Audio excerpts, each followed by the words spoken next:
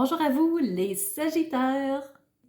Ici Nancy de la chaîne Maître Phare Tarot qui vous accueille pour une toute nouvelle vidéo en lien avec cette nouvelle lune du 13 novembre 2023 qui aura lieu à 4h27 heure de Québec.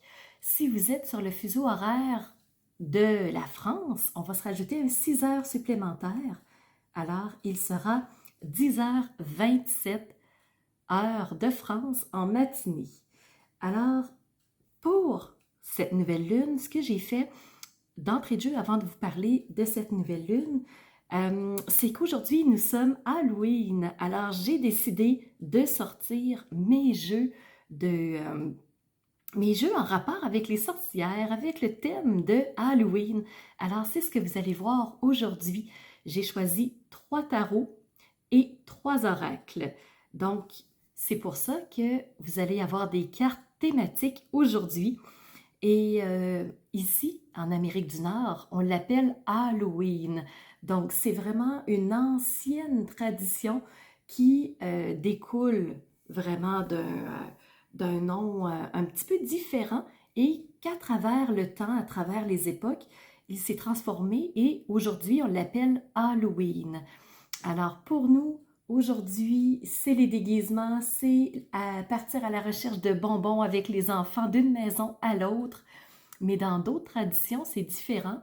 Par exemple, chez les Celtes, c'est une fête qu'on appelle Samhain. Donc, c'est vraiment une fête qui a vraiment des origines similaires à Halloween, mais eux la fêtaient différemment. Donc, on se connecte avec les esprits parce que ce qu'on croit, c'est que justement, en cette période de l'année, le royaume des morts et ceux des vivants sont vraiment très proches l'un de l'autre, alors ils peuvent très facilement communiquer et c'est pour ça qu'on se déguise en tout plein de personnages différents pour traverser les rues et aller chercher des bonbons. Donc, c'est rattaché à cette tradition-là. Allons dans le vif du sujet maintenant, la nouvelle lune. Alors, notre nouvelle lune, lune et soleil étant sur exactement le même degré et les mêmes minutes, dans le même signe, lune et soleil sont à 20 degrés, 44 minutes dans le signe du Scorpion. Alors, lune et soleil se retrouvant dans un signe d'eau, bien entendu, le Scorpion, c'est un signe de profondeur. C'est un signe qui va au fond des choses, qui n'hésite pas à plonger, à vraiment aller rechercher les vraies choses. Alors, que la lune et le soleil soient en Scorpion, ça va se ressentir pendant cette nouvelle lune. Ça se peut que ça soit un peu avant, mais c'est surtout entre les deux lunaisons. Donc, à partir de la nouvelle lune jusqu'à la prochaine pleine lune, on va être dans des énergies justement d'aller au fond des choses, d'aller rechercher la vérité, de ne pas se mentir, d'enlever les masques, d'être dans la protection de ce en quoi on croit. Alors vraiment, c'est une nouvelle lune qui va être assez challengeante, je vous dirais, qui va probablement brasser encore beaucoup. Et suite à cette nouvelle lune-là, ce qu'on retrouve aussi, c'est qu'on a Mars qui vient s'accrocher, qui vient se joindre à la lune et au soleil. Alors tous les trois forment une conjonction. Le soleil pour sa part, pas le soleil, Mars pour sa part est à 22 degrés 12 minutes, tandis que lune et soleil sont à 20 degrés 44 minutes. Alors c'est moins, c'est 2 degrés d'orbe, mais en termes de minutes, c'est très rapproché. Alors les trois vont travailler de pair, vont unir leurs couleurs pour cette nouvelle lune-là. Alors, j'en parle pas plus longtemps que ça pour exposer un petit peu cette nouvelle lune. Si vous voulez une analyse approfondie, allez sous la vidéo. Si vous connaissez mon fonctionnement, vous savez que l'analyse astrologique est sortie un petit peu plus tôt. Et je ne fais qu'une vidéo uniquement sur l'analyse où je parle en profondeur des thèmes, des aspects, de comment ça pourrait découler sur nous. Alors, allez voir si ça vous intéresse. Avant d'aller plus loin, je voudrais vous partager aussi que si vous êtes de ce signe solaire, si c'est votre signe lunaire ou si c'est votre ascendant, cette vidéo est faite pour vous. Si vous voulez avoir une vidéo qui est beaucoup plus solide au niveau des informations, je vous invite à aller voir votre signe, oui, solaire, lunaire et ascendant si vous le connaissez. Ça vous permettra de relier les informations et de créer quelque chose de plus sur mesure pour vous et ensuite d'être plus préparé à cette nouvelle lune. Aujourd'hui, on se fait encore une fois une vidéo en 2 temps, cette fois-ci par rapport à la nouvelle lune du 13 novembre. En partie 1, on va commencer par tourner nos yeux vers le ciel et aller voir ce que les astres ont à vous dire. Et en deuxième partie, on va redescendre nos yeux vers les cartes et accueillir le message qu'elles ont pour nous. Alors, si vous êtes prêts, les Sagittaires, on tourne nos yeux vers les astres. Alors, pour vous les Sagittaires, dans votre secteur astrologique, il y a un invité. C'est une planète, c'est Mercure. Mercure, planète de la communication, de l'échange, de la vivacité intellectuelle, de la curiosité intellectuelle. Alors, ça se peut que vous ressentiez ces énergies parce qu'elle est là au-dessus de vous. Au niveau des aspects, vous allez voir, il y a 2 sextiles pour vous, je vais vous les expliquer, 2 carrés aussi, et pour ce qui est des trigones, il y en a 3, je vais vous les expliquer également. Commençons avec les sextiles, belle énergie positive et soutenante. Pour vous les Sagittaires, on commence avec le nœud lunaire sud. Nœud lunaire sud, vous devez ressentir en vous qu'il y a quelque chose que vous avez besoin d'abandonner pour passer à autre chose, pour alléger votre sac à dos, pour que votre route soit plus facilitante. Alors, qu'est-ce qui est abandonné pour vous les Sagittaires? Deuxième sextile, c'est avec Vénus. Vénus, planète de l'amour, des belles relations, profiter des petits plaisirs en bonne compagnie. Alors, je pense que pour cette nouvelle lune, vous allez peut-être chercher à profiter d'un événement en bonne compagnie. Peut-être que vous allez accepter une invitation, peut-être que vous allez vous permettre de sortir et de faire de nouvelles rencontres. Donc, tout dépend de chaque Sagittaire. Point de vue des carrés, c'est quoi vos défis? Il y en a 2. Un avec Neptune. Neptune, c'est la planète des rêves, de l'imagination, la créativité, les solutions ingénieuses aussi pour se sortir d'une situation. Et comme Neptune est en carré avec vous, eh bien, j'ai l'impression qu'on va peut-être se sentir un peu dans le brouillard mental pendant cette nouvelle lune. Alors, c'est possible que si vous vous sentez un peu perdu, comme si vous étiez dans un labyrinthe rempli de brouillard, ça peut être Neptune qui vous donne le défi de dépasser ça et de trouver la sortie. Deuxième carré, c'est avec Saturne. Saturne, planète de la réflexion, mais réflexion profonde. C'est le grand penseur du ciel. C'est celui qui te dit: as-tu pensé à tout? As-tu vu la situation dans son ensemble? As-tu pris le temps de voir chaque possibilité? Et là, comme il y a un carré avec Saturne, peut-être qu'il y a un petit peu d'impulsivité parce que Saturne demande de prendre le temps de se poser.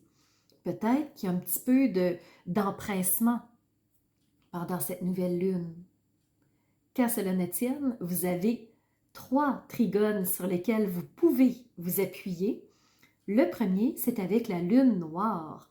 La lune noire qui va vous transmettre des informations, qui va vous permettre de comprendre des choses, d'accéder à un message que vous n'aviez pas avant et de pouvoir faire des prises de conscience.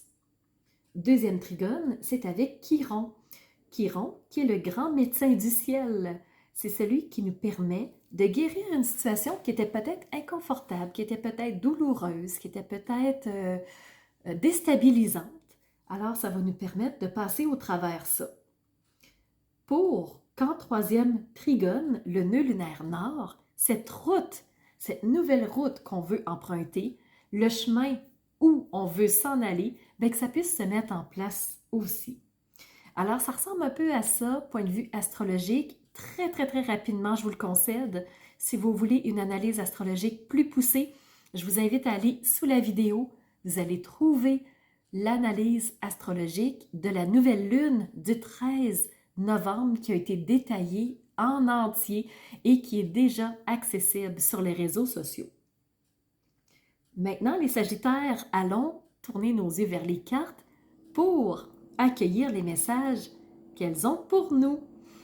Alors, d'entrée de jeu, je commence avec la présentation de 3 tarots. Donc, 5 cartes se sont présentées pour vous. Dans le premier jeu, qui est le jeu de la nuit, vous allez avoir accès à 3 cartes. Dans le deuxième tarot, qui est The Antique Anatomy Tarot, vous avez une carte. Et dans le troisième tarot, qui s'appelle The Dark Mansion, vous avez reçu une carte aussi, qui est un rappel d'une carte que vous avez déjà eue. Et par la suite, je terminerai avec 3 cartes d'oracle. C'est parti avec le jeu de la nuit qui vous présente une arcane majeure. Pour commencer, rien de moins, vous avez reçu le pendu.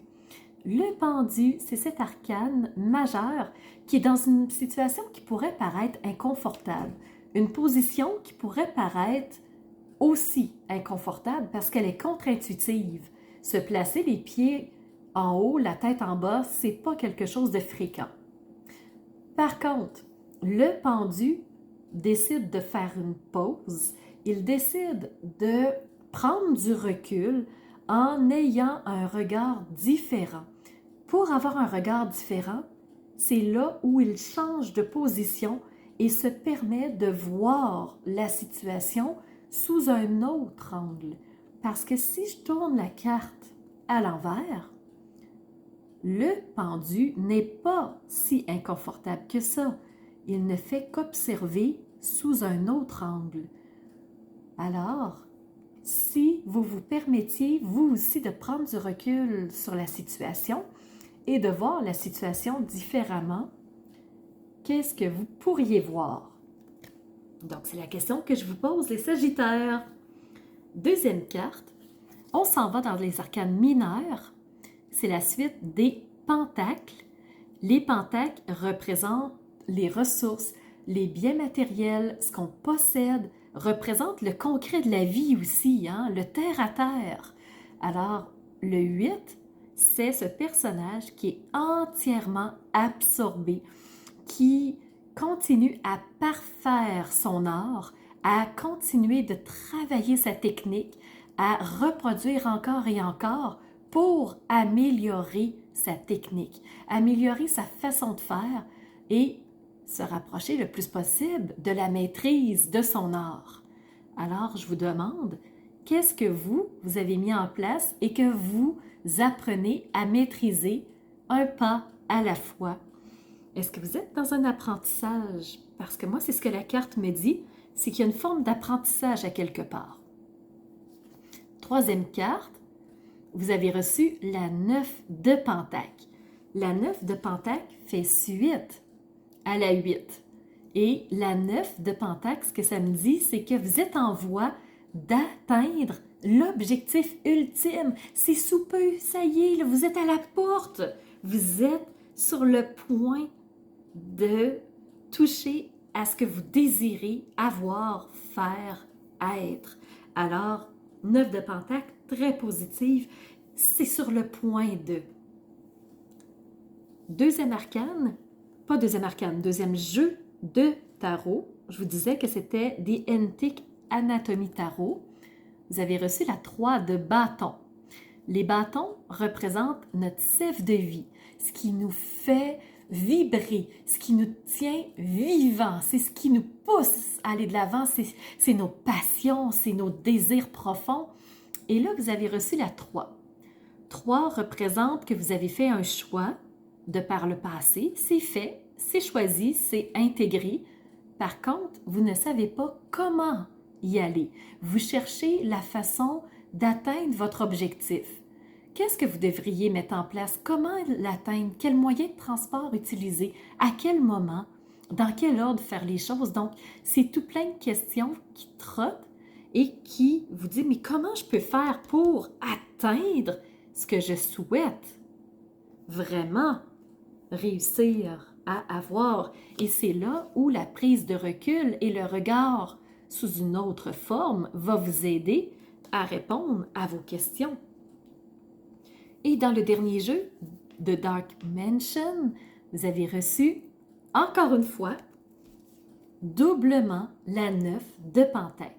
C'est cette carte qui nous rappelle qu'on est sur le point de, c'est les fruits sont mûrs, sont prêts à être cueillis, ils sont disponibles, ils sont en abondance, ils sont là et il n'appartient qu'à vous de les cueillir. Mais comment faire? Encore cette question qui nous revient. Maintenant, on va passer aux oracles et on va aller voir ce qu'ils ont à nous dire pour compléter tout ça. Pour vous les Sagittaires, vous avez reçu d'être dans les remerciements et la gratitude. C'est une carte qui provient de Evie DeWitt. Si vous connaissez, vous avez certainement remarqué les dessins caractéristiques. Donc, ce personnage qui remercie pour tout ce qu'elle a, pour l'abondance qu'elle a en main ou qui est sur le point d'arriver pour elle, elle remercie déjà parce qu'elle sait que c'est déjà fait. Elle sait que c'est accessible et qu'elle aura tout ça.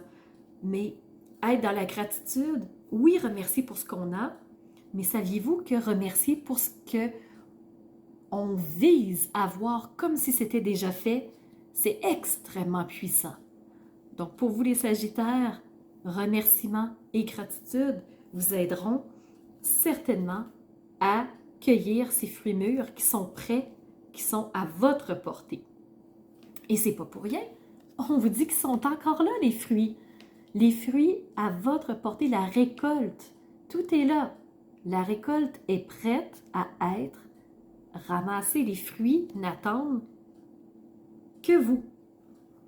Et dernière petite chose, par rapport à l'oracle de la sagesse des sorcières, on vous parle ensorcelé, bannissement. Ce que ça veut dire, c'est que oui, le tableau, il était vraiment beau ici, super, mais on vous dit, attention, il y a quand même quelqu'un de jaloux. Quelqu'un cherche à récolter ce que vous avez travaillé avec autant d'efforts, d'acharnement, de persévérance, de sacrifice. Quelqu'un d'autre cherche à les ramasser à votre place. Et cette personne-là a les yeux sur votre trésor. Alors, c'est à vous, vous l'avez mérité, vous l'avez travaillé. Ne donnez pas vos fruits à d'autres personnes, c'est à vous.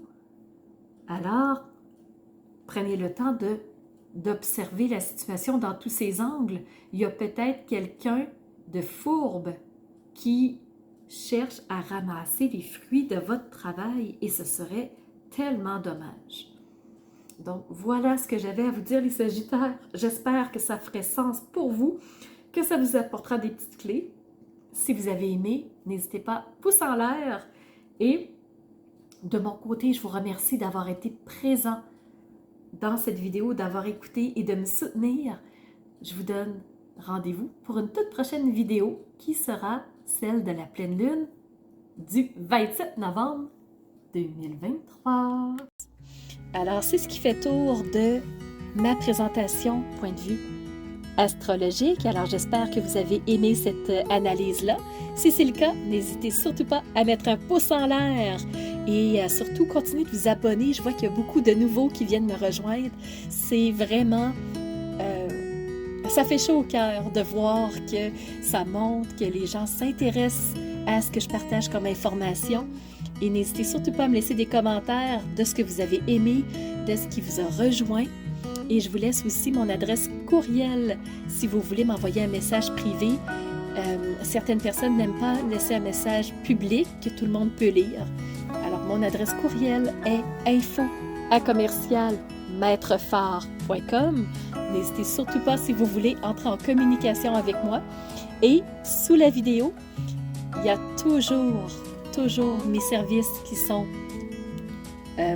dans le petit plus. Alors, vous pouvez savoir quel est mon univers, qui je suis, allez fouiller un peu plus sur moi. Et si vous avez besoin d'un tirage de tarot personnalisé, si vous voulez une analyse de votre carte du ciel de naissance, je peux vous faire ça avec grand plaisir.